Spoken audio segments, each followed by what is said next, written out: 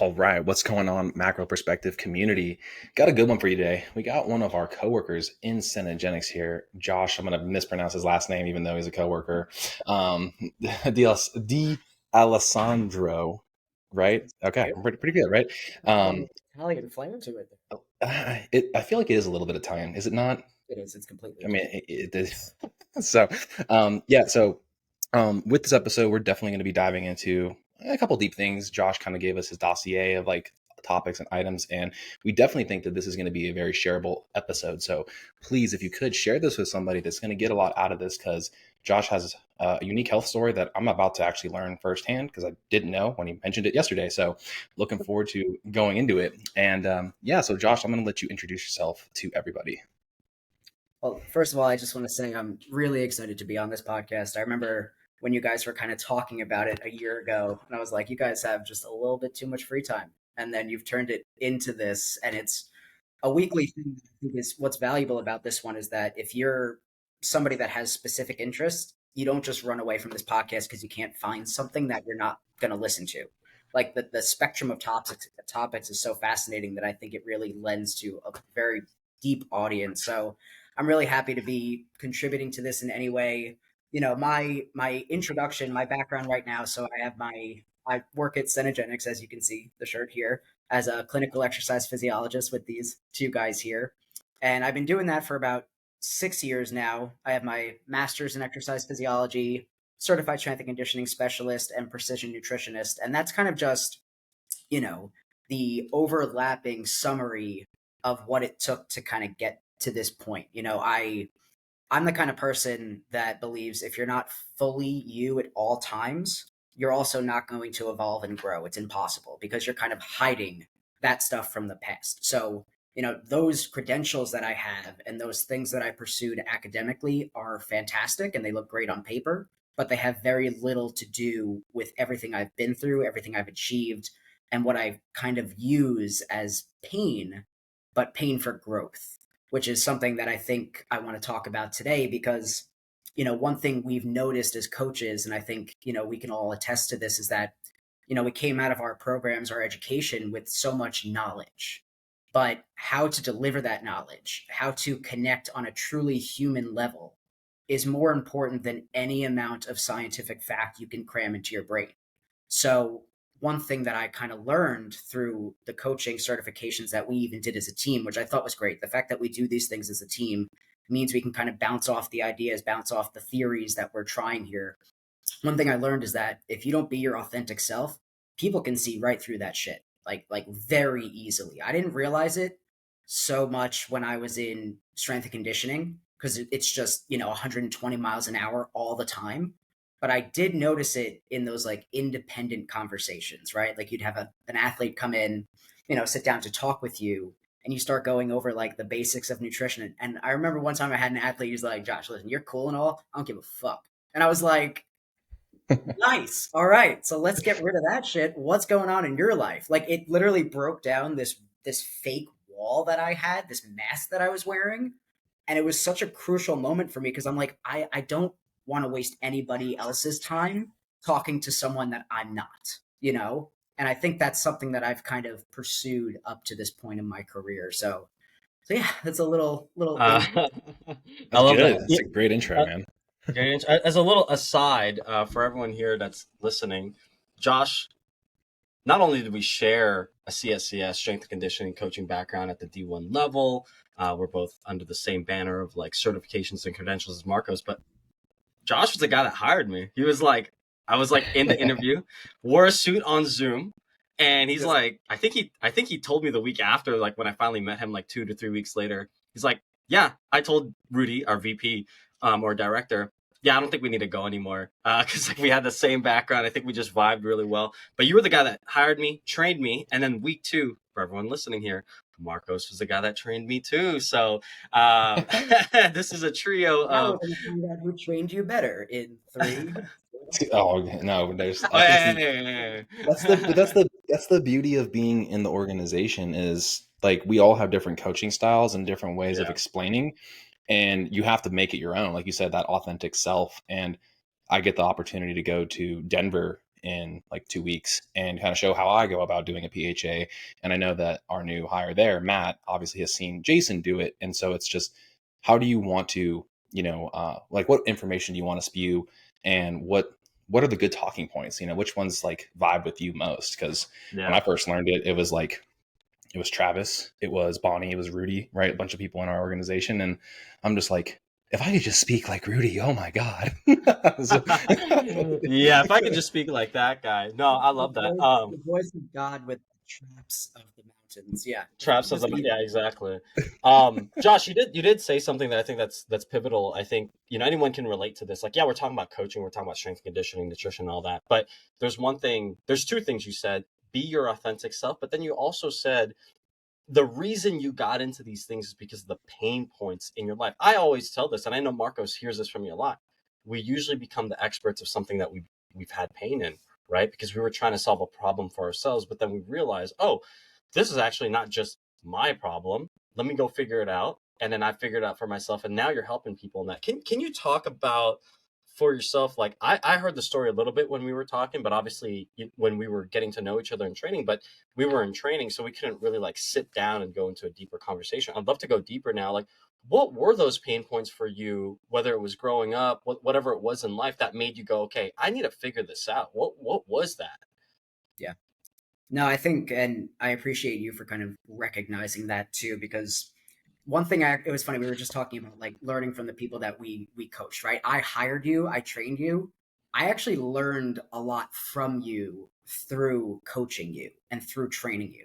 Like your ability to like ask very impactful questions, like very deep questions off of just a few things that somebody says is something that I try to absorb into my coaching. So I just want to like recognize that about you. And even with like Marcos, the way you like you're like very calm in your delivery about information, which allows people to kind of absorb it. Whereas me, I'm from Brooklyn, everything is a million miles an hour, and sometimes I think there is no off button. So like I'm not sure anybody else, but there's absolutely nothing wrong with seeing the value in people around you and being like, let me see.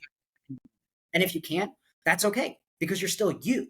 You just found that about yourself. But going back to the question you asked, Seamus, one thing I will say to a lot of coaches out there, and listen, if you work with a client, and I've had this before too, a client once said to me, I'm too open, to which then I said, I don't think we're a good fit. I just felt that, the people that I'm going to impact the most are the ones that want to know me as a person, not that dude that they talk to once a week or train with once a week. My story, so it's interesting because I got my bachelor's degree in exercise science at Skidmore College. And for a lot of people, they don't really decide what they're going to do in their collegiate education until like sophomore year, junior year.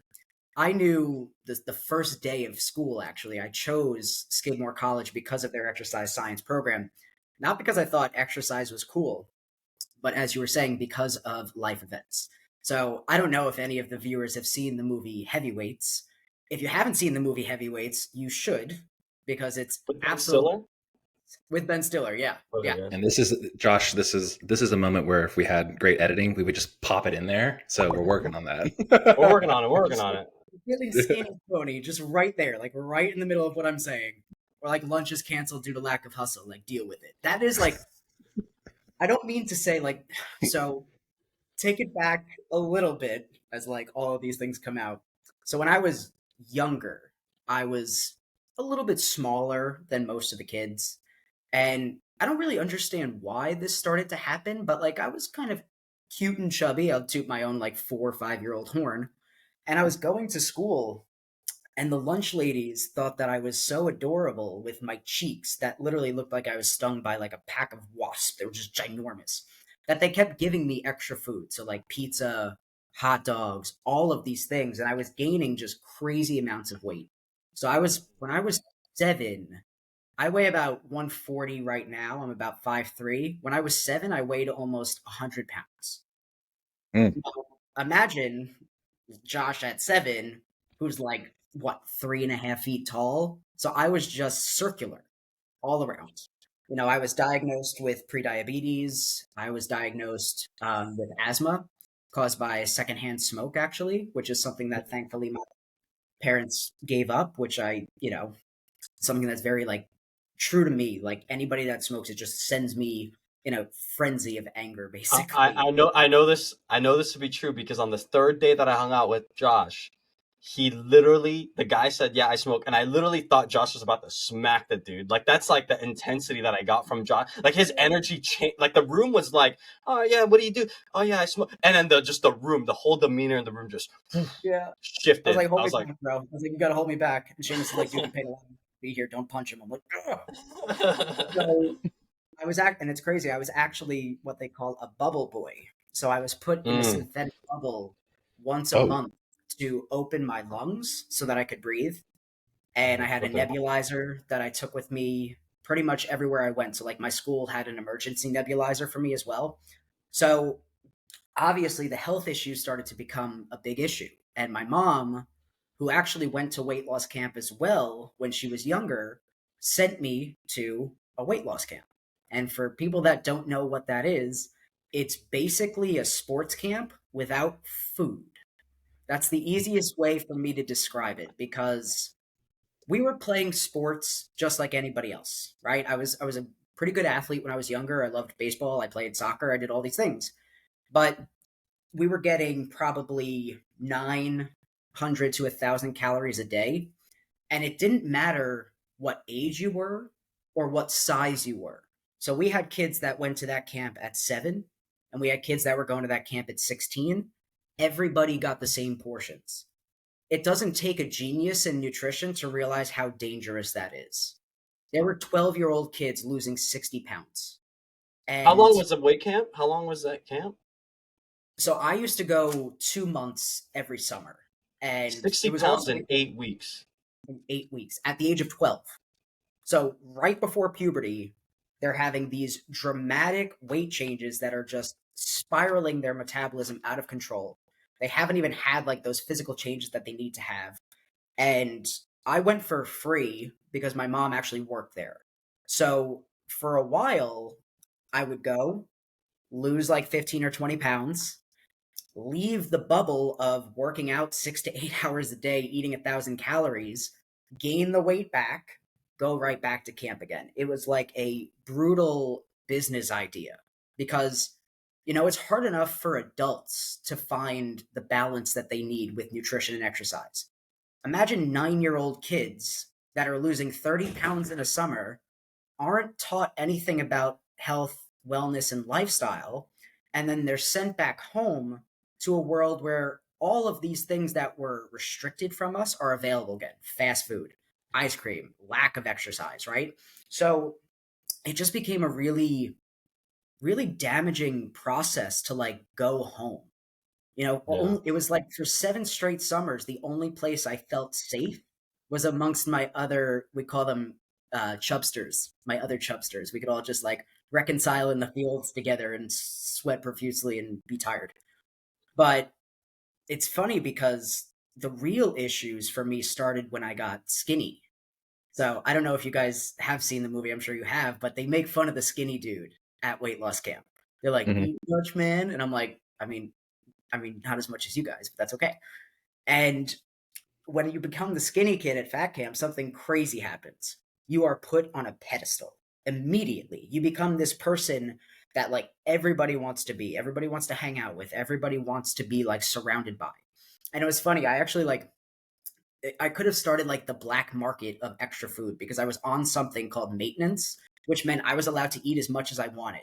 So I would literally go up, get my second portion, and start like passing nuggets to my friends that weren't eating enough. I was like, I'm not going to let you guys fucking pass out again. This is insane. And it just became like I had so much fun. I have friends that for the last 20 years I still have relationships with. But most of those people that I speak to are severely obese now. And why is that? Because the culture of weight loss was jammed down our throats at such a young age without any actual education, without any applicable process to take with us. So what's crazy is they called me when I was like 24 years old And they're like, we see that you pursued this as a life, as a career. We see how successful you are. Will you come back to the camp and speak as a success story? And my response was, I succeeded in spite of you, not because of you. I was like, I'll go and talk to the kids, but about real life, nutrition, exercise, and how dangerous this is. And they hung up the phone very, very quickly. And they since dissolved the camp, which is no surprise to me. I think it's funny because like that isn't even the painful part. That is just more the psychologically ridiculous part. And believe it or not, all the counselors in the movie have accents. Every single counselor at weight loss camp is like a shredded Austrian, like Arnold Schwarzenegger. They're like, "You run faster now," and I'm like, "What are you like? I can't go any faster. I'm tired. It's hot." It's like you gave us tomato soup for lunch. It's 112 degrees out. So just, but the big thing for me and like what got me into this field is I remember I was out to dinner one night with my dad. It was actually my dad, my stepdad, and my mom and my stepsister. Weird relationship. We'd need like a 3-hour podcast just to talk about that. But I remember I was sitting there and my dad just looked, off. And I'm about 5'3.5" if I like really puff my chest out. He's about my height as well. And when I was 13, he weighed 330 pounds. He was very, very large, very unhealthy. And we were sitting there eating pizza, which is what we did like every Thursday night. And he just went like this. And I was like, you see movies, you see things on the news, and I'm just like, oh, maybe it's probably not that. And next thing you know, he's sweating profusely. So in the restaurant, he was having a heart attack. So my mom, who had divorced this man for already 12 years, drove him to the hospital, and they immediately put him into a triple bypass procedure. And at his size, they gave him a 12% survival rate. So this procedure happened overnight. And I went to school the next day. And I don't know why I went to school. But I think maybe there was a thought that I could mentally deflect some of this. But I was just sitting in class thinking, there is a 12% chance that I'll see my father again. Mhm. And I got the call from the hospital. When you get called down at school, remember to come over the PA. It's like, Josh, can you come to the principal's office? And everybody's like, ooh. I'm like, shut the fuck up. You don't know what's happening right now. So I go, and they say, your father's out of surgery, and he's doing well. And I just bawled. Like, in a way, like, I have chills right now. I told you, assholes, I wasn't going to cry, and it's coming because I don't Wait, wish how old were you again, Josh, when this all going down? I was 13. 13. Oh Okay. man. No, I was still at weight loss camp, right? So like that culture was already instilled in me. And now my father, who clearly had an eating issue, just Mhm. had a triple bypass heart procedure because of that lifestyle that he was leading. So I went to the hospital and, my dad shaved down completely, a scar that goes from here down to his belly button, hooked up to more wires than I could even imagine. And he just looks over at me and like weakly says my name, and I freaking broke down again. Like it was just Yeah. time and time and time again because, like, yes, they were able to save him, but I wasn't sure if this was even remotely close to the end of this process, right? Like, Yeah. was he actually going to change? Or was I going to lose my dad at the age of 13? So that's when I started to really take exercise very seriously. And it's interesting because, like I said, we open up about this stuff all the time, and that's my philosophy: is being the open book is essentially how I relate to people. And what happened, unfortunately, is I became so obsessed with making sure that did not happen to me that I became exercise bulimic, that I became anorexic. I would eat a slice of pizza and go run 7 miles. I would stay on the elliptical for an extra 45 minutes because the scale went up 2 pounds. So it's interesting because us as health professionals, right? Again, what I was saying about the weight loss camp, right? I was on a pedestal. We are on a pedestal. And to be honest, it's a privilege. It's a wonderful privilege that I embrace every single day. But I don't mind knocking myself off the privilege in front of my patients and clients, because then we get up together and we stand on that pedestal together. So when I talk to somebody that has body dysmorphia or an eating disorder, and they think that they're going to get judgment from me because I'm a health coach, immediately I was like, oh, that was angelic how the lighting just came in there. It's like, just get the symphony orchestra going.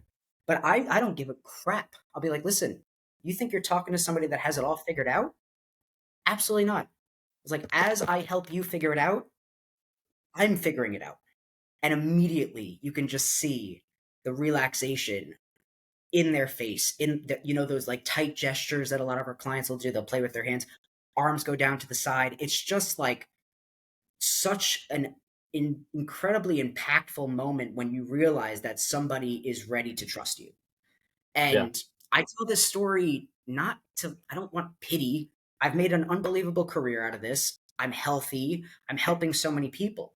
But I also want people to understand that if you think we're perfect, that's part of the problem, right? Because then you're expecting yourself to be perfect. And we can't do that. We can't do that. So yeah, that's how I've kind of used trauma, pain to move forward. But the job is not done. Like I have my struggles, I have my good days, my bad days, and all of them are important. I think that's something Seamus and I talked about as well. It's like people frown upon their bad days. Why? Your bad days give you a chance to know what a good day is, right? It gives you a chance to understand that it's not permanent and there are things that can be done to move away from that negativity. So like, yes, it's a very glass half full perspective, but if the glass is half full, you can still hydrate yourself. So that one's new. Yeah. There you go. Yeah. Clip that. Clip that. Hold on, let's like mark that.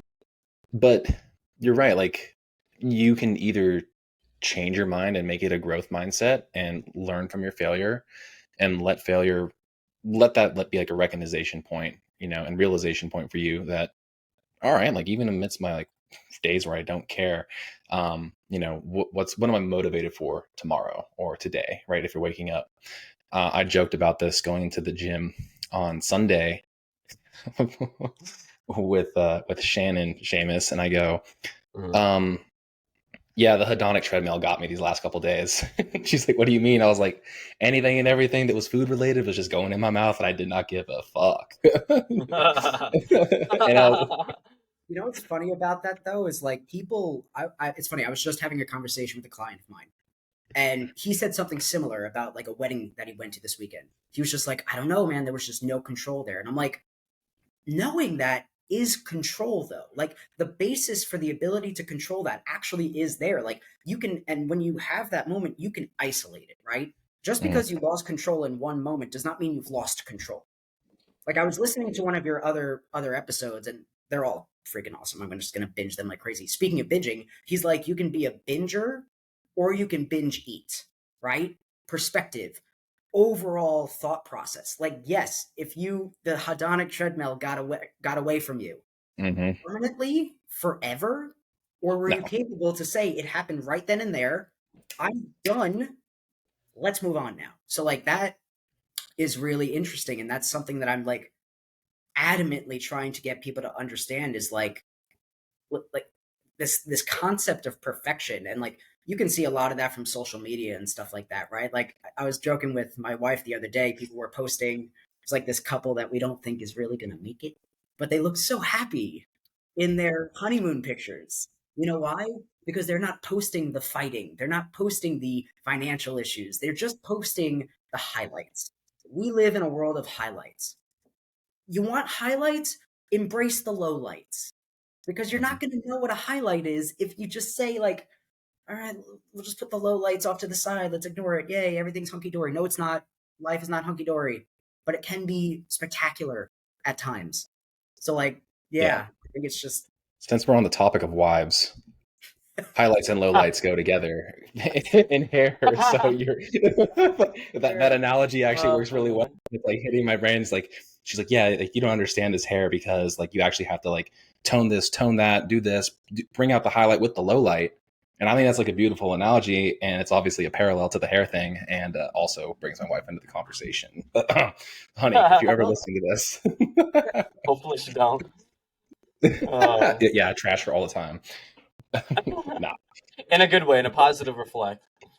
Yes, Yeah, but I obviously. mean, like, well, Josh, like for you, obviously, like, I think we all have like trauma, right? In a sense, like it depends on how you use it. I think our episode with Nick Ross, where he's like, you can either put it in the trunk or you can put it in the tank, right? Like you're either gonna bury that shit or you're gonna use it as fuel, right? Like, and when he said that, I'm like, yeah, like the motivator for me, my mom always tells a story about when she got her breast cancer diagnosis. Like she thought it was the end of the days for her. Like here she is, her 10-year-old son is just able, like literally went out and bought all his clothes, with somebody else as a chaperone. And like going into 6th grade, that's like what I did. And she tells that story and it resonates with me. And it's like, no, mom, I didn't do that, like, quote, in spite of you. I didn't do that because I thought this was like that I needed to. It's like, you just have always taught me to just be able to be like self-sufficient and independent. And I know that you weren't feeling good, so I wasn't going to ask you. And when, the neighborhood family next door was like, hey, like, do you want to go shopping? We're going to, I think it was Kohl's. And I was like, yeah, like, let me ask my mom if I have some money, I'll go cool shopping right now. And, I was ignorant. I didn't realize that could be, whatever the percentage survival rate was with it. And more often than not, I think when people do get that kind of low percentage, it is fuel for them. My mom's first cousin, stage 4 ovarian cancer. I think she had like, I don't even know. It's like an astronomically low number, like percentage. And she's still around, however many years later it's been now since that diagnosis. Like, and it, not to bring up a whole story, but that's what makes me think about people that are getting into fertility treatment, because that's what they might be potentially linking to causing that ovarian cancer because of failed in vitro attempts, right? So it's like, yeah, like what we do, as health practitioners, right? And the things that we're probably piecing together as we're getting more educated is super fascinating, because you think of these instances or moments that are anecdotal and you're like, oh shit, if I would have known that based on like the tutelage of our doctors and other health coaches, like I probably would advise people to get a second opinion or look somewhere else or make sure this is what you really want. It's really fascinating, honestly. But yeah, put it in the tank. It's literally, No, it's like, you should make a shirt, put it in the tank, bro. and that's also incredible in terms of like the perspective that you can have, right? Because if it's not a 0% chance, there's a chance, right? I'm going to break out the whole Dumb and Dumber thing. So you're saying there is a chance. And as long as you live that way, you will seize every opportunity, right? You will move forward the way you need to. Like, my dad, going back to that situation, he's remarried. He had a wonderful career in teaching, and he's settled and happy in his life. And he could have easily gotten off that table, been sent home, and said, I'm going to continue eating myself into an early grave. But instead, he realized that he has a son, pretty awesome son. I think he did a pretty good job with me, and he now has a grandson. So these are the things, and that's another thing I try to encourage people is, I don't understand this idea of like, I'm going to do it on my own. There's so much more value to me doing it on your own. Like, okay, do some of it on your own, but you're only going to get so far without the support and the people around you. Like, I always joke about my wife being like, or people say that she's my polar opposite because she doesn't exercise as much as I do and she doesn't eat as well as I do, which is funny because funniest story ever, like she was actually kind of eating healthier in general. And then the first trimester hit and she went into the cabinet and she had her like first meltdown moment. She's like, there's no fucking unhealthy food in this house. I'm like, it's like, what do you want? What are you craving? I'll get everything. I don't care. I like gave up on all nutrition. I'm like, you want Big Mac? You want Sour Patch Kids? I'll put Sour Patch Kids on the Big Mac. I don't care. Whatever makes me happy. I'm so scared. But she's like, she's so supportive and she just listens and she gets it. And the fact that she is kind of my opposite means that we're absorbing things from each other. Like, again, why hang out with such like-minded people that there is no friction? Why surround yourself with people that think exactly the same way as you so that you learn nothing? Like Ashley, damn it, I wasn't going to use her name, but she's wife. I love my wife. She's taught me how to, believe it or not, relax more. She's taught me how to have that extra cookie without feeling like everything is going to shit, because her support and her love and her consistency is so strong that I'll never be able to thank her enough for that. And now that I have a son as well, which is something you knew I was going to bring up as a new dad, you can actually see it. I've got like the crow's feet developing and stuff. But being a new dad, I will say I thought that things were going to become. Oh, Seamus is like, I'm not a dad, so I'm out of here. But being a new dad, my camera stopped for some reason. Apologies. Yeah, it's all good. You can keep going, Josh. It's okay. I mean, Seamus, you're probably gonna keep going. I think my other camera just turned up, but keep on going. Sometimes we just want to disappear as parents. Trust me. Yeah. You know what's interesting about the parenting process is I really did think foolishly that all of my narcissistic issues were going to go away. I was going to stop caring about my body. I was going to stop wanting to go to the gym. And then I told this to my wife, and she said, "Why would that be useful to any of us?" She's like, "I didn't marry that person. I don't want Hudson to have someone else as a father. You going to the gym and caring about your body, you taking care of yourself, are absolutely integral to who you are as a husband, who you are as a father." And again, she is just, you have to find that person in your life, and you have to find that friend group in your life that look at the things that you frown upon and can cultivate them into exactly who you're supposed to be. You know, I was feeling very guilty about wanting to work out with the birth of my son. And she went, "How would you feel in those moments with Hudson if you didn't get to work out?" I'd be like, "Honestly, I wouldn't feel like myself." She's like, "Then why the hell would I not let you get to the gym? Why?" And I was like, "You're right." And I don't know why. So like, we spend so much time just wanting to beat up on the things that are innately us, when sometimes you can have it all. Do concessions need to be made every now and then? Did I have to come home once because he had gas and Ashley thought it was worse than that? And then I like poked his belly and he farted. I'm like, "Really? That's why you disrupted push day?" Because I was crushing it. That's life, though. And that's what I think Marcos gets it too, because I'm telling you, Seamus, when you have kids, you're going to get the first call, like excessive gas. Oh. And you're going to Dude, you don't even trip. Like we're like just a little bit. We have a guinea pig and we have like a dog and stuff here. Not kids, but like he gets it. It's something that requires time. My lady, for those that like, she doesn't listen to this, but she's so like, she needs reassurance in her questions so much. Like, you know, the whole like, "Would you love me if I was a worm" thing? Like, you know, that whole internet meme, like, if would you, it's like a joke, like, "Would you love me if I was a worm? Would you," like, you just go, "Yes, babe, like I got you." Like with the guinea pig, like we're dealing with some health issues, like every 2 seconds I'm like, "Oh, it's all right." I mean, obviously like certain things, but I get it. Like, I think her personality's very much kind of like all the other ladies that we have, all our wives here. And I've just realized, like, just accept it, and just, you know, it's like sometimes, like you said, like a workout, like I honestly don't care about a great workout anymore. Like, it has to be this certain way, or like certain things need to be this way. Because I used to be very just like you, Josh. Like, I used to be very like, trust me, like going wrestling all the way to college and doing jits, like I'm very OCD, like I'm very obsessive, and I'm very much like a technician, to the point that like I will go to the nth degree to like figure something out, and then realize like, man, I didn't even really have to climb that mountain because I already figured it out like months ago. But I just do that because I'm such a obsessive compulsive like that in certain things. But I've realized I needed to start taking a breath and go like, okay, the workout, like, yeah, I did like 75% of it. Like, did it need to be perfect? No, I'm good. I did it. I'll figure it out, and I move on. And whatever comes my way, I've just like had to like learn. Marcos tells me all that too. He's just like,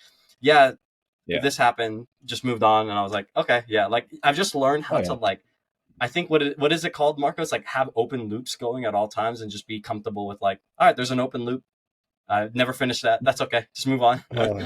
Dude, I mean, if this isn't the story of my life, like, for anybody that has OCD, I'll just be staring at the opening like you.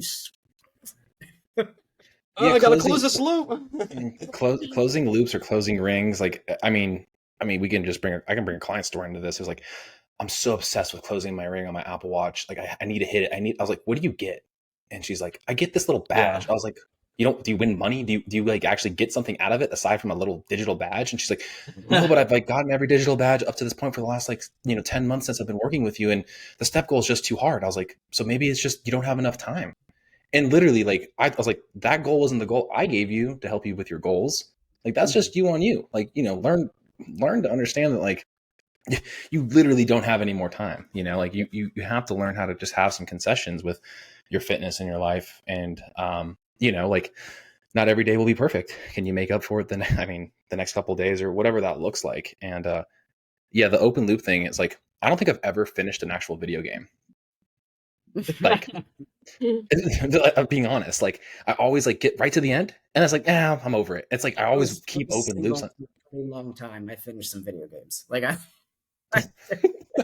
well, but I think it's like, for me, then there's closure, and I don't like closure in a lot of things. It means it's done. It means like, it means I don't want to go revisit that. But maybe if I never beat it, I'll start it over from the beginning. When I watch a movie all the way through, I don't really like watching it twice. So like, you know what I mean? It's done. It's like, I already know. I got the premise. Cool. Got the ending. But a lot of the things about keeping open loops, like Seamus is saying, is that like, you're not really getting to the closure. And I could use our rowing challenge as this as well. It's like, there's a closure, there's an end date, right? And it's like, we had this 41 days. All right, cool. Build out the spreadsheet, doing all this stuff, man. And then I was like, wait a minute, I need to make this more of an open. Spectacular. Yeah. Remarkably in depth. It's all the data, man. Because I'm like, well, if I'm going to do this, I'm going to do the whole thing, busted it out, thought about the process, thought about the SMART goal, right? Specific, hit 200K, right? Measurable, 200K, right? Is it attainable? I don't know. How much time is that shit going to take? All right. Basically, it was like 20 minutes a day. I was like, 20 minutes to row. That ain't bad. Here we are, halfway through the challenge. I'm at like, I think 220K. All right, there you go. But then you also have Pete, who chooses, 2.5 hour long Zack Snyder movies to row. So, like, I'm sorry, we're just not. Well, you never know, because well, here's the thing: how often is Pete doing this? Is my consistent 40 minutes a day now going to beat out Pete's 2.5 hours? Pete is going to finish with 3 million meters. Nah, I don't think so. I don't think he's as consistent as you think. But this is the story of everybody, right?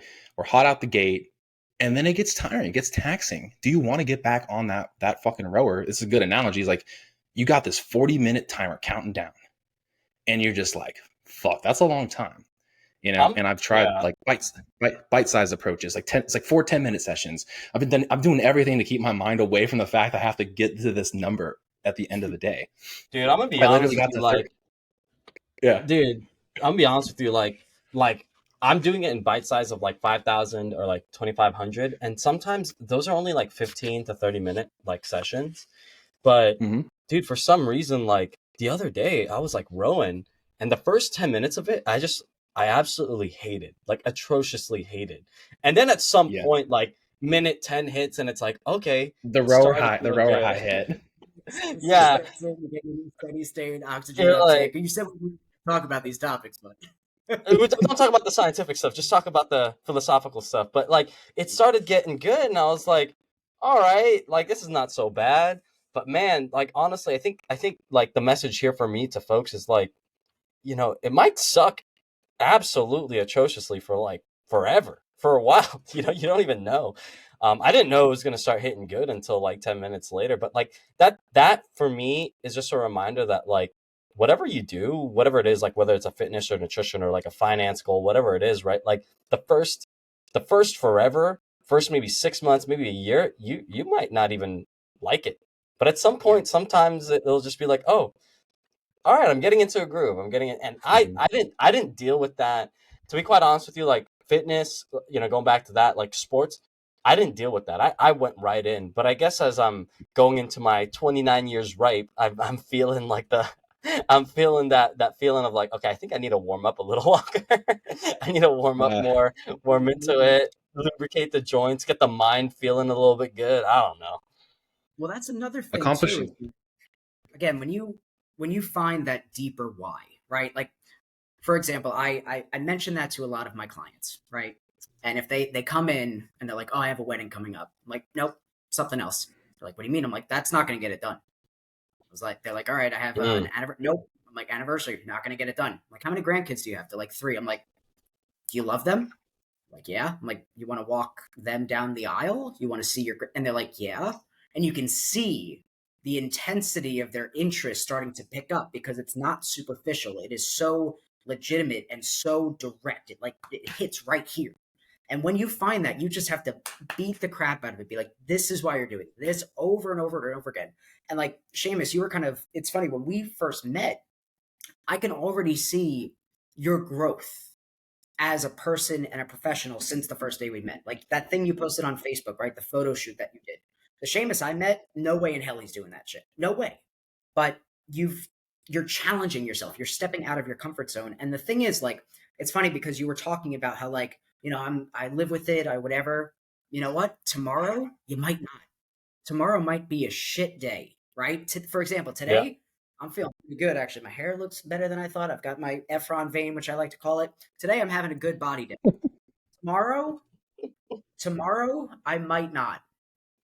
And that's okay because you have to have these conversations with yourself, with the people you love, over and over and over again. You can't just say it is what it is, bad or good, because we preach consistency so much, right? Like that's the biggest thing we talk about is, can you be consistent? Consistency is not do it once and then a couple months later, oh, maybe I'll try it again. No. Consistency is repeatability over and over and over again. I've literally gotten to the point daily where I talk to Ashley about it because I know that it's healthy for me to get this stuff out. You have to find those people that don't roll their eyes at you when you talk about this stuff. Most of the time it is your wife, but sometimes it's a friend, right? Like Seamus, you and I hope you don't mind that I'm bringing this up, but you opened up about some of the dysmorphic stuff you have, right? Because you were an athlete growing up. Oh, I'm You know, pretty. I was, I'm like an open book about that now. Yeah. and you and I, like, we could literally help each other through that more than any clinician, any psychiatrist that doesn't have that personal experience, right? It's okay to Yeah. find people that have that personal experience, right? Ashley, for example, when Well, she no was, one's gonna get it. No one's gonna yeah, get it, man. Like, sorry, no one's gonna get the fact that well, I'll tell the stories like when I work with guys because I work with a lot of men. I'll be like, where do your eyes go? Where do your eyes go? I'll ask that question, and they'll be like, right to my stomach or something, or right to my shoulders or something. I'm like, okay, well, what do you feel about that? And like, or, for me, like the whole body dysmorphia thing, I knew I had it. I don't care if I wasn't clinically diagnosed. I knew I had it like at 15, 16, because I was a wrestler. But also at the same time, there was a health class or something where, because I was a little chubby, but like it was only for like a year, but because of sports and stuff, I was already back to being lean. But because I knew that messed with me because a girl drew, it was like a health documentary. A girl drew a shadow around herself, and they asked her like, "How do you see yourself?" And she drew a circle around herself, and I was like, "Yeah, that that's what I would do." And then I knew I had it because of that. And then and I don't necessarily want to identify with that anymore. I've worked on my identity. I've worked on who I am and like what I associate myself with. But I have those tendencies. I have those challenges of like, if I eat this, like you said, do I run 7 miles? If I eat this, but we both know that probably going for like a 5-minute walk will be just fine. yeah, But again, back to that point of like, you could throw all the logic at me and I could throw all the logic at clients. It, it, it, it, it, truth is stranger than fiction. Like, honestly, it's really fucking weird. Sorry for the language, but it's like, you could throw all the facts and statistics at me. I'm just like, yeah, I really don't care. I'm still going to go run the 5 miles. And yeah. that's like, that's a weird thing to say, but I deal with that a lot with a lot of guys, a lot of people. And back to what Marcos was saying was like, I think I see myself in a lot of my clients because they get so anal retentive on like, I gotta close the rings on my Apple Watch, and I go like, what does that really do? Like, Yeah. it's you're creating. I think they're probably trying to create wins or closed loops, but at the end of the day, it's like we both all know that like answering extremes with another extreme is so.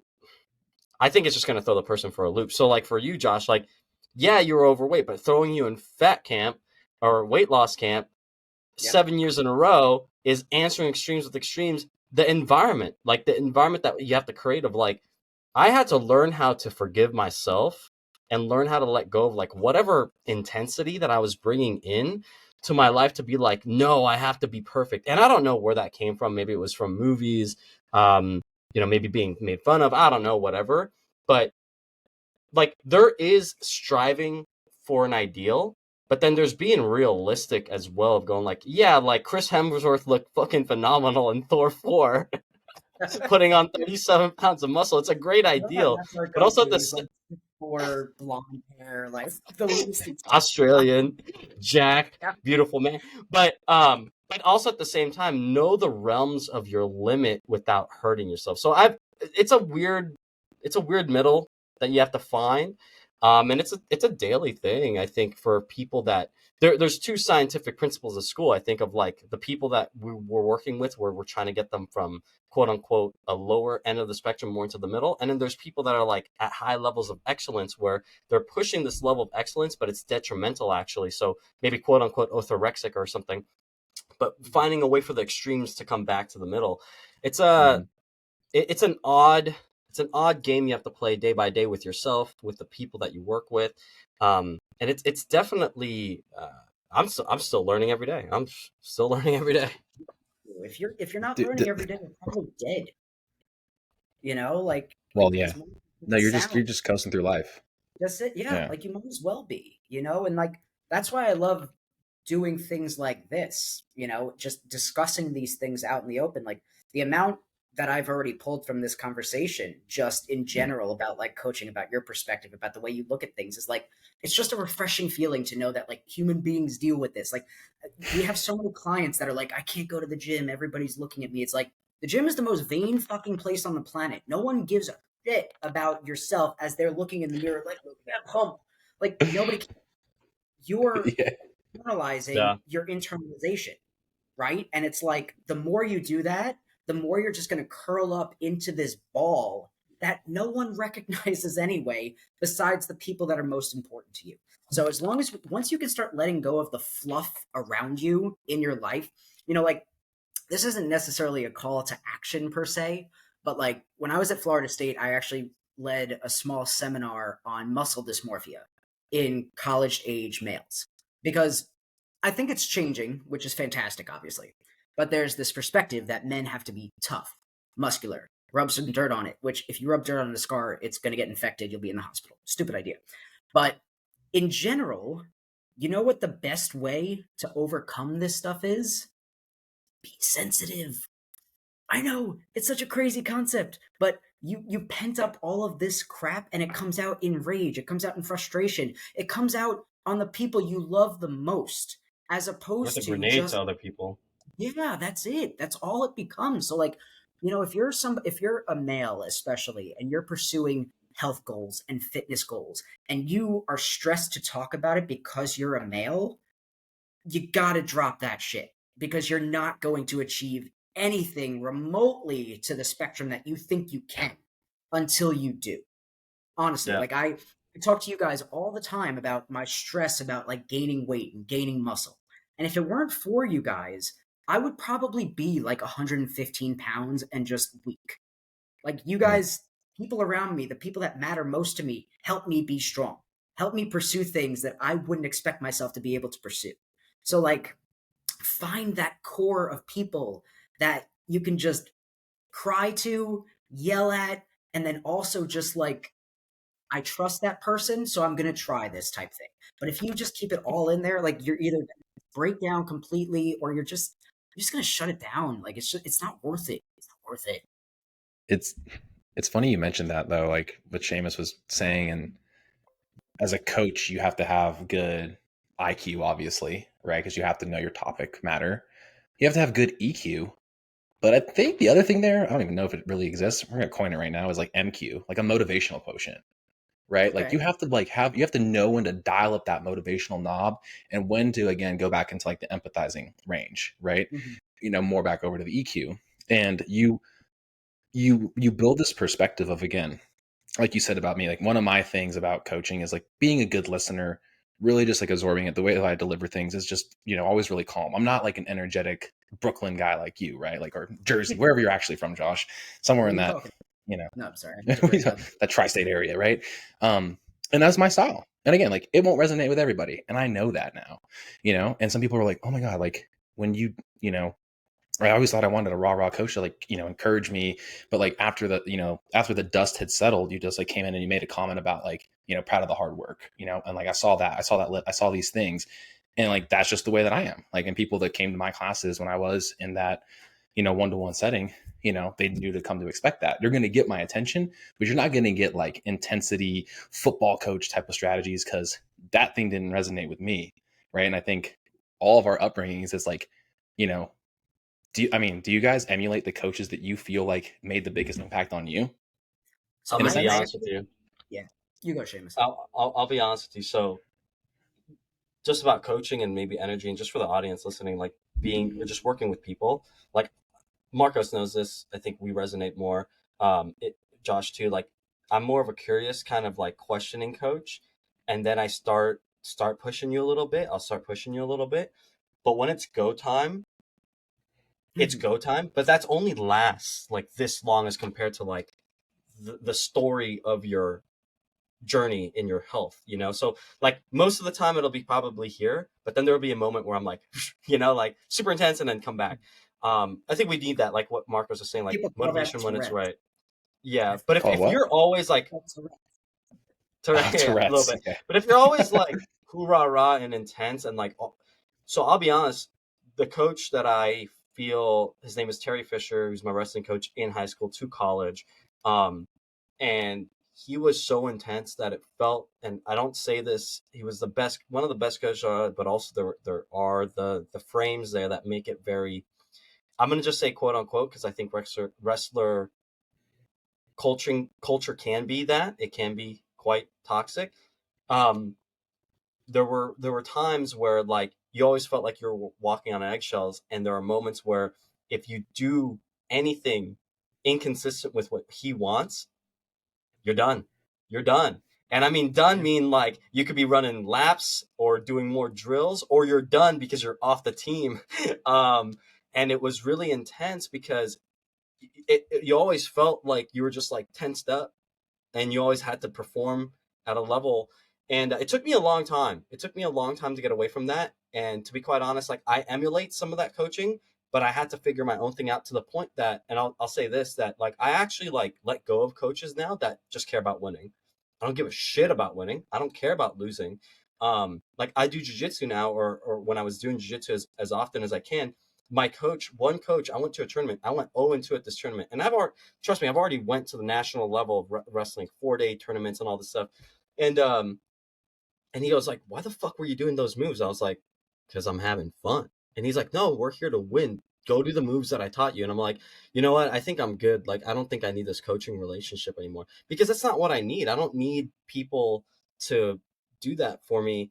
I want to express myself at the most authentic. Like, for example, sports are a form of art. They're an expression of who you are. And I wanted to express myself in a way that was like not tight. And in my coaching, that's the same way I coach. I coach in a way where I let the person bring that intensity out from themselves. And then when it's becoming detrimental to them, I pull them back a little bit, pull them back. But then when they do need it, I will create that sternness, right? I will have that sternness, but with love, with compassion, not not in a way that's like, oh, you're an idiot, you're stupid. No, it's like, well, what's going on here? Like, why did you decide to choose this over this? And question that, and then Another, just bring awareness. Just bring awareness, right? yeah. And another thing that like I find to be interesting as well is we think there's like some kind of value to figuring it out yourself. It's like, oh, I'm going to figure out this client now. You know what you can do? You could literally ask people how they like to be coached. Like I've done that before where I'm like, I'll be doing a training session. I'm like, listen, I can captivate many different personalities. When I was a strength and conditioning coach, one thing that I was taught by my mentor was if you are one person, you will lose many people. And I was like, interesting because like athletes, especially athletes, are seen as numbers, right? What was your squat max? How many sacks did you have this season? They're not seen as Jeez. people. They're not seen as people ever. So I remember I had this wide receiver who was just like kind of an asshole, but he loved to be ripped on. Loved it. Like embraced it. You could see it. So I fucked with him a bit. And then I had this lineman who was like just the cuddliest dude. And I didn't coddle him per se, but I was like, listen, I know you can do better, right? Like get down to that level of relaxation and motivation. But if I switch those two methods, I lose both those athletes, right? So, yes, I do think you absolutely have to be true to yourself, but you also have to be adaptable. There's no question Yeah. about that. Seamus, you're like, I am a very high energy person, but I can definitely tell when it is not off putting per se, but it is a lot for somebody. And sometimes I'm not even afraid to ask straight up, be like, is my energy level a lot for you? And if they say yes, I'm not butthurt. I'm just like, okay, I want them to succeed. So let me see what modifications I can make. And if I can't make these modifications, we will find somebody else. Because it's not fair to that it's not fair of them to ask me to change myself like crazy, but it's not fair of me to ask them to just be comfortable with whatever coach they get, right? Oh So I yeah. think that to your core, you should absolutely be who you are, but it should have like these sprouts of development, right? These little paths that you kind of deviate from yourself a little bit, but you're still attached to your core. You know what I mean? Like it's all still Yeah, just attached to you. branches. Hmm. Yeah. But if you feel those branches But starting to a deteriorate, branch is not a tree. But the branch is not the tree. I think I remember that one, Marcos. I think someone said that's like, branches are not the tree though. So it's like who you are. Well, I mean, it speaks to our new logo. That's like, Ah! I mean, yeah, yeah. I mean, it's the quote, "The growth mindset is that it's blossoming, right? The tree is coming from the brain, right? Growth mindset, these branches, and then these leaves, and then all these things that are growing from the foundational. Well, I mean, what is it? The ego, the id, and the whatever the third one is, the ethos, pathos, and logos, right? All those different things that are part of the brain. Like, again, I don't speak Greek like we were talking about earlier. yeah, is there something I don't even I don't know who that is. I don't know who that But, is. have to no, lose it. no, well, but yeah, like the thing is like, Josh, you mentioned this, right? And I forget which school of training. I think it is a jujitsu school or some martial arts school where there's someone who's above you. There's like your sensei, right? There's the person, the educator, right? That's educating you. And then there's people that are on the same level as you, right? Your whatever that is, like that, your colleagues, right? That cohort. And then there's people that you need to be teaching.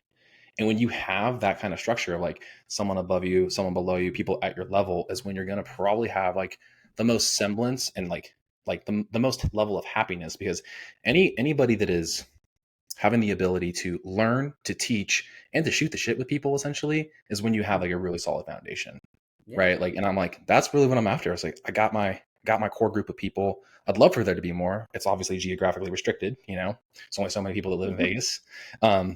I feel like training with Josh would be a trip. He'd be like, "We're hitting it this way." I'd be like, "Dude, you can write the programming. Just take it off my plate. I don't even know what I'm doing anymore. I'm just following your lead." Like that's how like go with the flow with I am now. And then there's people I'm teaching. Seamus, like for us, it's Grant. And other people that we hope to bring in and into this world and highlight the things that they're great at, but also shine the spotlight on some of the lowlights or things that we're wanting to improve as well. And then we're learning from whether it's books or from other people we have on, like you, Josh. Like you have a different perspective, right? Hence the name of the podcast, The Macro Perspective, is gaining these things, right? You're supposed to gain this insight from every episode that allows you to continue to grow. And what we really talked about here was this idea of micro versus macro. And again, hence the name, right? Micro level interests are these daily little goals, right? And it's the sum of those daily goals that do make up like your macro goal, right? But at the same time, they're not supposed to be perfect daily. You're supposed to have some struggle. You're supposed to have some resistance that's brought up with real life things, because if not, you're living fucking Groundhog's Day. right? And that person is not fucking happy. I've been there, when I had to go into the Cenogenics office every day, it was the same old song and dance, same group of people all the time. It wasn't as fun as it is now, where I get to basically broaden that horizon to so many different people in our organization. And that has like filled my cup up so much more. I didn't even know, I was nested in CLV, but that's all I knew.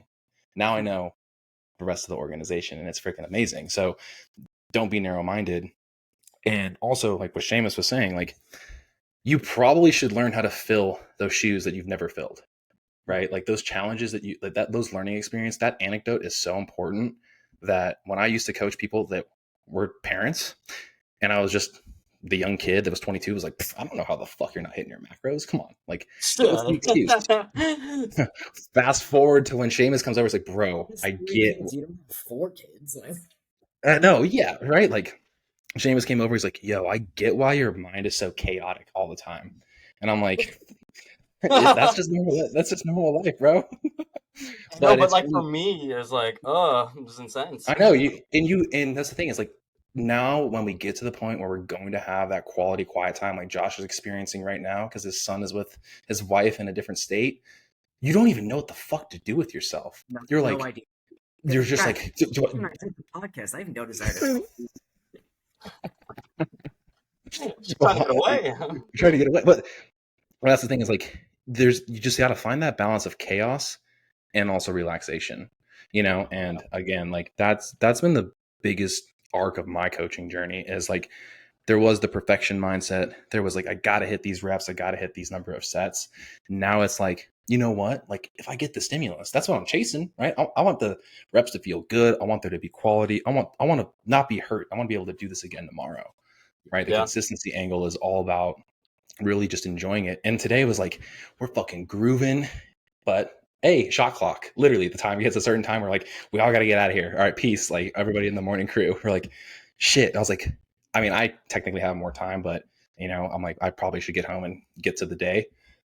But I was like, you know what? I'm motivated for tomorrow. Like, you almost need to leave yourself wanting just a little bit more for tomorrow. You need some in the tank. You need some in the tank, man. Yeah. Yeah. You get it. You guys, man, life is crazy.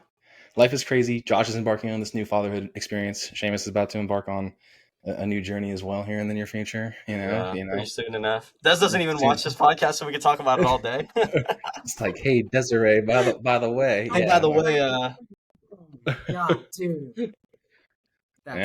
Yeah. It's in the planning.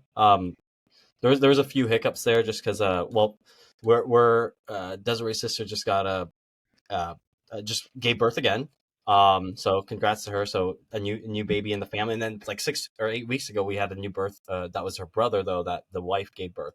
And it's got to happen soon. I keep telling people it's got to happen soon, because I have a shot clock too. Get it done before she wises up. Like, I don't know what you're doing. I know. So we're hitting 8 years, bro. We're hitting 8 years, and I don't know why it's taking so long. I mean, to be quite honest, the excuse I say is like, we were in school, we were busy. She's in her master's, all this stuff that like that too, right? That right there is part of the reason why people make decisions for the wrong reasons. Who gives a shit how long it's been? You guys have been together this whole time. It's not like you guys have been sort of in a relationship. You guys have been engaged. You're gonna whatever. Like, if it takes it, I feel it. Ashley drunkenly proposed to me 2 months into our relationship. It was the funniest thing I've ever seen. And in that moment, you willingly accepted, didn't you? I actually got stung immediately by a wasp when she said it, which I was. The universe is telling us maybe just wait a little bit. But what was funny in that moment was I was like, yeah, I could definitely see it happening right now. She's so essential to me in so many ways. So whether it takes 2 months or 22 years, it doesn't matter. You don't have to explain yourself. Like, that's another thing I tell people as well, is like, your process is your process. If people are telling you to get engaged, you have no reason to explain it to them besides it's us. And if you don't get it, that's a shame. But it's happening soon, though. We're in a great spot, like, and it's only up from here, to be quite honest. Obviously it's going to be up, but like up that, all that stuff. But I'm really happy, just because, I mean, Marcos and I are embarking on these great things together. And I know that comes with its own challenges and opportunities. But then Desiree too, you know, I keep telling Marcos, dude, I'm like so proud of her because like 5 years ago or 8 years ago when we got together, Des changed everything. She literally Yeah. changed everything. And people ask like, because we got into a relationship at the time, and like one of her friends asked, like, she's like, did she stay because of you? And I said, no, like, I don't think so. Because I asked Desiree a question. I was like, she was almost done. We were about to graduate like 2 years later or whatever with all the stuff that we were doing. She was supposed to be a CLA, which is like a clinical lab associate or something like that. Like, yeah, good career, great career, 6-figure, whatever, all that stuff. And I asked her, I was like, are you happy? And she literally like, it took like a minute, and she was like, she like swallowed her pride, and she's like, no, like she was like, no, I'm not happy. I hate it. Um, and then she went on a path of being a clinical dietitian, and even now she's on her path to becoming a master's in administration for healthcare, and she wants to be a director. And like, because I asked her that question, I think like Yeah. that changed her whole like timeline or whatever. Yeah, it took a longer for school. She didn't graduate appropriately because COVID hit when she was supposed to graduate, so she had to like walk 2 years later. All these challenges that were unforeseen, but I think she loves it because she wants to make that impact. I know she asks those questions every day, kind of like, well, why do you think I can be this? I'm like, I know. I don't think I know that the world needs you to pivot in this way because there. So, yeah, like back to the whole thing. Yeah, I'm excited about everything. So, yeah. Oh, that's awesome, man. And like I think just that sentiment right there, right? Like that story in particular is exactly why you guys need each other, married or not, right? Like, there are a lot of things that I'm afraid to do, but when you find people in your life, you create this like we're all trapeze artists, right? We're all just swinging and swinging. And some people don't have the net. So I get why you're terrified. But once you have the net, fucking swing, man. Just Yeah, swing. The net's yeah, there. And like I think that's something. It's funny because I'm saying that out loud, and I am a cautious person when it comes to a lot of things. But the more I say it, especially with like how quick life is going now, that's one thing I will say as a parent that Seamus, you won't understand until hmm, No, life. dude, the days are long, but the years are short.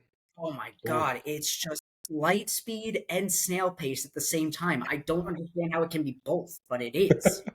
So like I've gotten to the point now where I definitely feel like swinging more because the time, it's not any faster or slower, but it is more precious.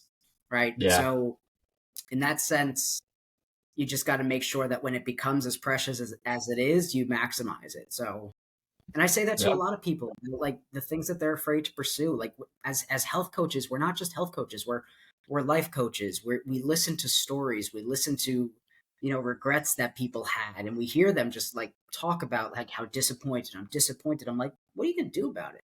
You ain't dead. Yeah. Your circumstances are different, but maybe they're better. You don't even know. So like perspective is everything. You want to use the past to dictate your present and cloud it? That's fine. You can do that. I'm gonna waft all that stuff away and see what's in front of me because that like yeah, that path has become, it might be a different path, but it's definitely clearer. So yeah. it's all perspective. And you have to do it over and over and over again. And it's frustrating, but it's rewarding. And what isn't rewarding that isn't hard? One I hundred haven't I I percent. haven't kind achieved of have a anything in kind of life that is worth talking about that was easy. So everything Yeah, that was easy you probably put to the side because it doesn't interest you because it was like, oh, people say this is hard, yet this is not a challenge. But exactly. yeah, you're right. The time is precious. Moments like these, get escaping for an hour, or a little over an hour to just shoot the shit, talk about things, deeper understanding for people, and again, that's obviously, like you said, it's like you get a little taste of everything. When you mentioned that as like really what we've been aiming for now is like we have these pillars. We know these all to be true. Where's the cohesion? Right? Like how do you make this like self-development or health related? It's all health related.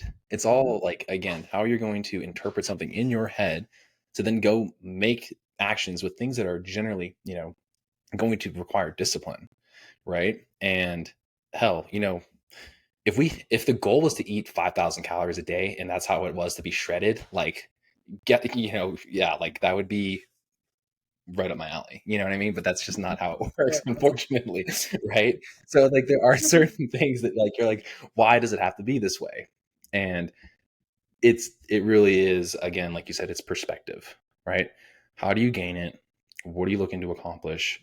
How are you supposed to feel? Are, are you making the right choice? It doesn't matter, right? Was this the right choice? Doesn't Big matter.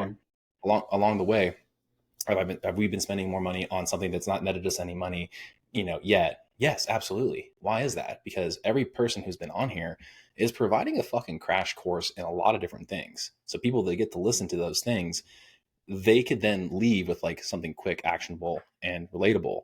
And we know that like after this episode here, it's like, damn, all right, we gained something deeper insight into Josh, right? We know it makes you tick even more, right? A lot of your whatever those, what is that word I'm looking for? Um, Damn it. Nuances, Yeah, nuance is another word for that. Quirks, your mannerisms, idios, a lot of your like quirks, little like your quirks or idiosyncrasies. idiosyncrasies that Josh has. It's not that you're an intense person. It's just you're fucking passionate. You're passionate about your job. You're like, I Yeah. literally had my sights set on doing this damn thing when I first got into college, and I know that wasn't me, right? So like the level of passion that you continue to have for this thing as you want to continue to grow with it, it all makes sense now. It's like this is what you've dreamed of doing. Um, Told this on here before. Kind of fell into this shit. And now as I'm getting further along, I was like, I didn't really quote fall into it. Like I had an opportunity presented. It was pretty lucky, right? Opportunity meeting preparation. Um, and now it's like, oh, it's actually what I was actually meant to do, right? Logical reasoning, these different things, and then how to understand when the emotion is taking over logic. Oh yeah, my degree's in math. I'm very good at logic. I'm very good at like breaking down a process like that. You've seen my spreadsheet, Josh. I'm very good at like fucking parsing out a bunch of God, data. this guy Right? knows. So, but nonetheless, it's like the thing I'm growing most with is the stuff I struggled at first, and it fucking defeated me. Ask my wife. We talked about our significant others a lot today. I would lose a client and feel so fucking defeated, not only because like I couldn't reach that person, not knowing now it probably wasn't the right fit, but the fact that I was losing income, right? There's nothing more of a blow to an ego than knowing like, how am I going to make up for that extra hundred? It was $125 per month at the time. What am I going to do that? Nowadays, I'm like, all right, who am I going to go inspire today? I don't care about it. The money comes as a byproduct, right? When we're all fulfilled, it comes in. Money comes and goes, right? Like, just focus on what you're passionate about. New opportunities come up when people are like, that was the most passionate motherfucker in the room. I want to be like Josh. I want to be like Marcus. I want to be like Seamus. That's the goal. That's what I want.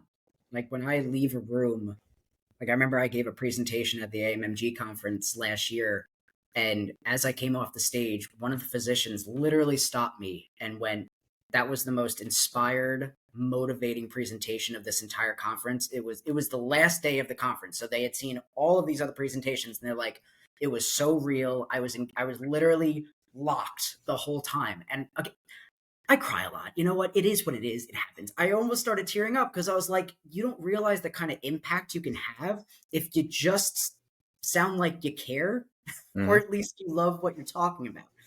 I was Yeah. throwing out these themes and throwing out these stories, which feels like the back of my hand, but you can tell when you get lively about something and like you look in the crowd and you see people like leaning forward, you're like, I got him. I got him.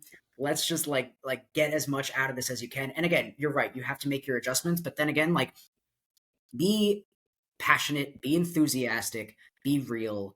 All three of those things take a lot of time to figure out what the hell they are, and they develop every day. But as long as you try to be those three things all the time, you will definitely squeeze the most out of this life. I don't Yeah. think any doubt. Yeah, I'm gonna be honest with you. I'm gonna be honest with you. So one of the things I've had to learn as a coach, or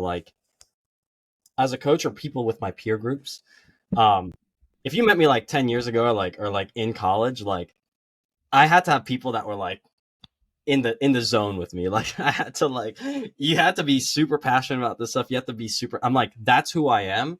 I've learned to tone it down, like kind of like we talked about, Josh, where it's like the people that are coming to you, it's a flip, it's like a mirror, like they don't actually know about this stuff. Let's just say they're just a blank canvas, and I've had to learn to tone it down because like dude, I love this shit. Like I told Josh the other day, I got questioned on my coaching ability. And I was like, you've got to be kidding me, right? And I haven't told this story to anyone else. So podcast listeners, like the day that my stepfather passed away, the week that he passed away, I was in my biomechanics class going ham on biomechanics because I had to go hard for a gait analysis. And this is how much I cared about biomechanics and single moms and understanding like what to do for the literature, understanding how to carry a baby, like what that does to the body. That's what I was doing.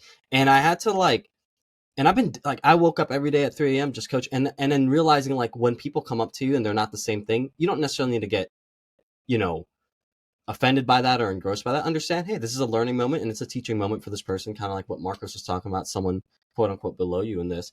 But I get so passionate about this stuff that like I tell Marcos that like, man, I'll learn this thing on a nutrition book or like a fitness book. I already have a degree in this, quote unquote. I'm already an expert, right? But I'll read like another book and it's the same concept. But I'm like, I like that. But I've probably done the concept One like thing. a billion. Yeah. And that's the thing. I read these books or I listen to podcasts and it's just that one thing that like I can explain that to someone a little bit better. Oh, I know what client I can give that to. I know what person I can give that to. And then I'll send it to them. Or hey, I could say it to this podcast because you can have, like you said, you can have scientific fact. No one cares unless it matters to them. And you have to deliver that message just in the right way. Because there might be somebody listening to this right now and they're, up to this point and it's like 30 people left the room or hundreds of people left the room. But that one person that needed to hear it that way, in that tone, in that moment, that person's going to make an impact and change more than you can ever know. So I think, like you said, just keep being passionate, keep showing up, keep being real, because at the end of the day, someone will be inspired. Like Marco said, someone will change. And for me, if I make just one impact on one person, I'm like, good, I did my job here. I'm great. So those people walking out of the room, right? Let them walk. It's okay. You don't know why they walked out. I'm sure there was a huge accident and they all wanted to go help. That's why they don't want to hear your topic. I'm joking. Obviously, that's not the case. Some people just aren't gripped and some people aren't involved. If there's 250 people in an auditorium and 50 people walk out and you focus on the 50 people, you know who suffers? The 200 people that stayed to listen to you. So, like, again, letting shit go, absolutely essential as well in this field, especially. 100%. And speaking to that, as we wrap this up, guys, I want to, well, everybody's listening. Just got an email from somebody who does something at a college campus at UNR. He actually heads like the wellness center, right? Like the big gym, whatever his title actually is, I don't know. It escapes me. But I reached out because he's been a friend of my best friend for a number of years. Great guy. And I was like, you know what? I want to give back, like you talked about, Josh, that education, that format, that forum. So I have a call scheduled. He just booked it for next week, talking about getting into the college and talking about what we are experts at. I'd love both of you to be there. However we can make that work, talk about it from our guise of clinical practitioners to these younger students, right? Obviously, these people are 18 to 21, and giving in some insights like, where do you want to go with this? You want to hear it from this side? You want to hear it from this side? And it'd be fun. Granted, it's going to be in Reno, Josh, so I don't know if you have the ability to fly there. But again, making strides in the right direction based off of things that we noticed in our pasts that were not being facilitated to us. All right, that's the whole goal of this podcast. The whole goal, whole goal of the podcast and the nonprofit organization is to bring that education that you were not getting, like you said, at that fat camp, right? To let people know, that we have to be those people.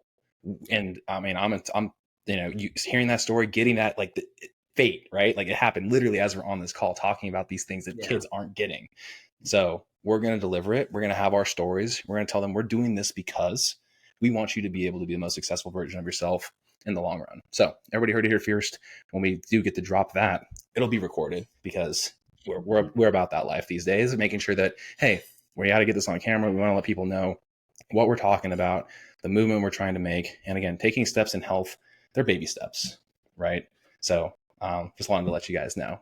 As soon as we get a date scheduled, you guys are coming out with me because I loved how this flowed today.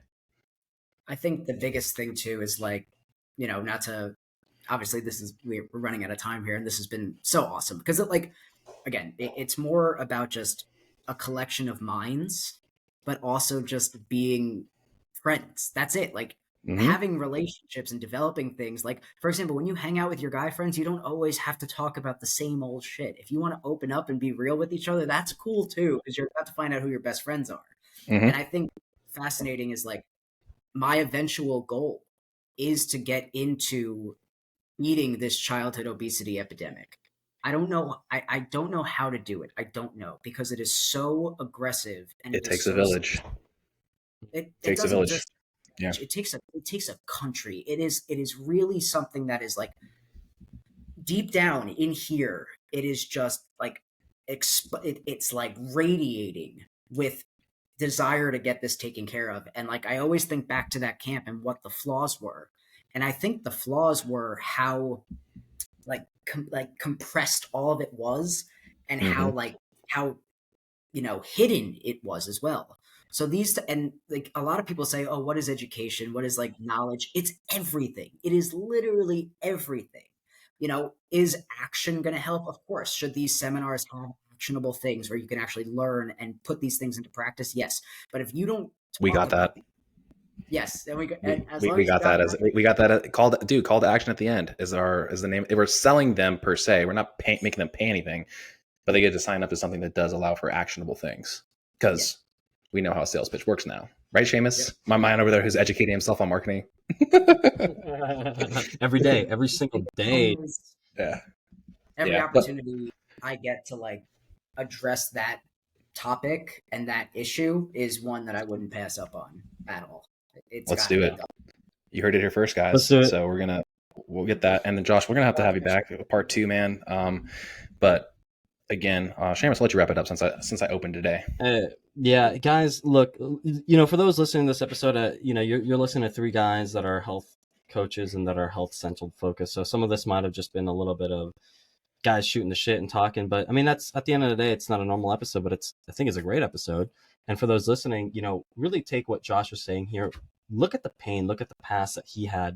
Can you reflect on something that you might have had and made you an expert in something? You might have that with Josh, or maybe there is a health issue, or maybe there is a relationship issue, something. Just look at this episode, reflect, and kind of go, okay, what can I use that Josh was telling me today? Hey, I don't have to be this way forever. I can make change. I can use that, as Marco said, hey, inside the trunk or put it in the tank, right? Try to figure out a way to constantly progress yourself. And guys, thanks so much. Josh, we'll get the show notes to you. We'll get this stuff. We'll link Josh where he's at. He's had a previous podcast he might bring back up, so that would be pretty cool to see maybe. But other than that, team, thank you so much, and we'll see you on the next one.